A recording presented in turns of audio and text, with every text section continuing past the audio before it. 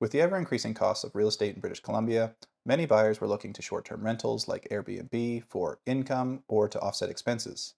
However, province-wide changes have affected what's possible. So in today's video, I'm going to cover what's changed, how that affects you, and what things to keep in mind if you're considering properties with rental potential. Let's dive right in.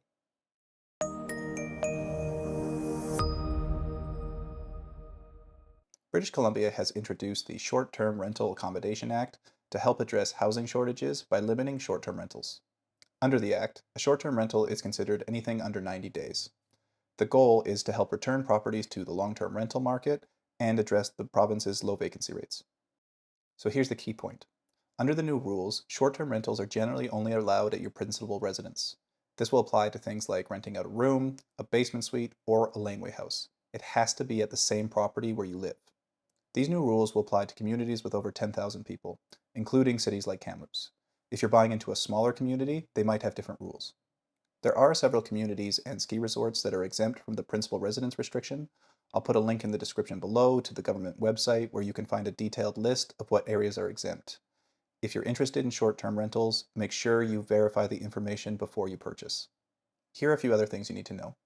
All short-term rental listings now need to be registered in the provincial registry, providing details like a valid business license and a registration number. And the government is serious about enforcement. Fines for non-compliance are up to $3,000 a day.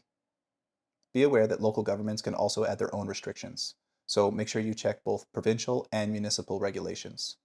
If the property that you're purchasing used to be an Airbnb, GST might be applicable. Always consult a tax professional. Before making any decisions, keep these key considerations in mind. If short-term rental options are limited, consider the potential for long-term rental income when evaluating properties. This can mean lower rental income, so make sure you take that into account when budgeting. If you are considering short-term rentals, make sure to consult the city in advance to make sure that you're in compliance. The fines for non-compliance can be crippling. If you have any questions about short-term rentals or real estate topics in general, please feel free to reach out to me directly, and I'd be happy to go over things with you in detail. I hope that you found this video helpful. If you did, do me a favor and give the video a thumbs up, and consider subscribing to my YouTube channel for more real estate related advice. I appreciate you taking the time, and I'll catch you on the next one. Thanks for watching.